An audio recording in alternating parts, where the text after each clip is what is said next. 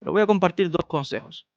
Lo primero que hay que explicar es la preparación previa y lo otro es el método.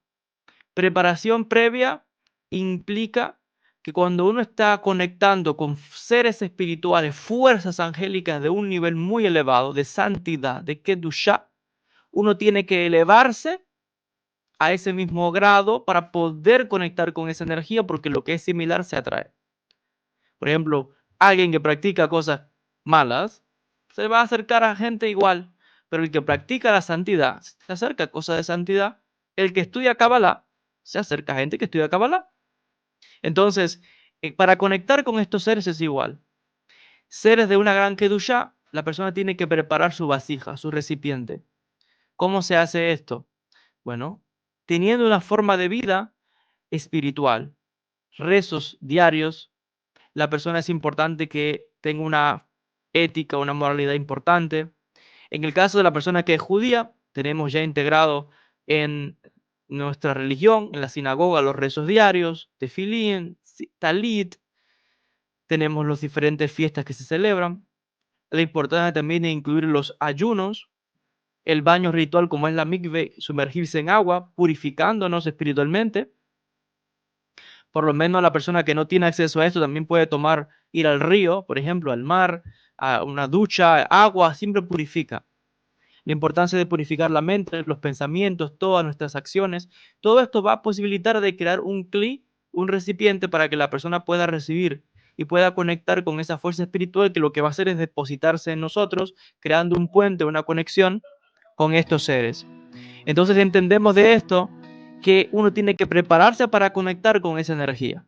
De lo contrario, no va a conectar. Y si conecta con algo, le aseguro que no es un ángel. Le aseguro que es otra entidad que puede estar haciéndose pasar. Una vez que uno se ha preparado, esto aquí de forma básica lo que estoy comentando, porque depende del nivel del malaj que usted quiera conectar, depende de la purificación que tenga que hacer. Y estos son rituales más especializados. Pero esto es lo básico.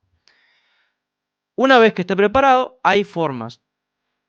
Una de ellas que voy a compartir con ustedes en el día de hoy, ya les mencionaba, es el tema de las meditaciones con nombres de Dios. En el mundo de la Kabbalah utilizamos lo que se llama Shemot, nombres de Dios, para conectar con diferentes energías. Estas energías las llamamos ángeles, Malachim. Entonces, hay una energía para conectar, por ejemplo, con Mijael, Miguel, una energía para conectar con Matat, Metatron, una energía para conectar con Uriel, así con los diferentes ángeles. También existe lo que se conoce como los 72 nombres de Dios.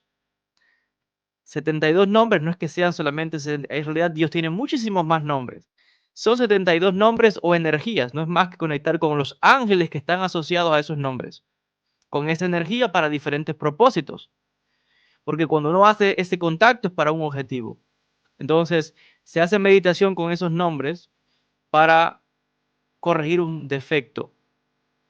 Mal, digamos, alguien que tiene problemas con la ira, alguien que tiene problemas con la envidia, con los celos, con la violencia, eh, etcétera, o para recibir grandes conocimientos.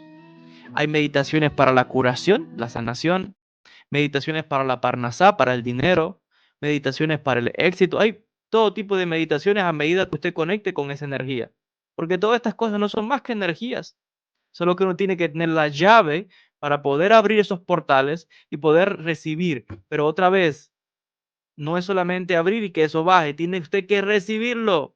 Por eso es que le hablé que primero se prepara la vasija, se prepara el clip para que usted sea digno y pueda recibir esa energía, esa bendición. De lo contrario, sí, puede ser que abra algo, pero no tiene cómo recibirlo, aunque se lo estén dando.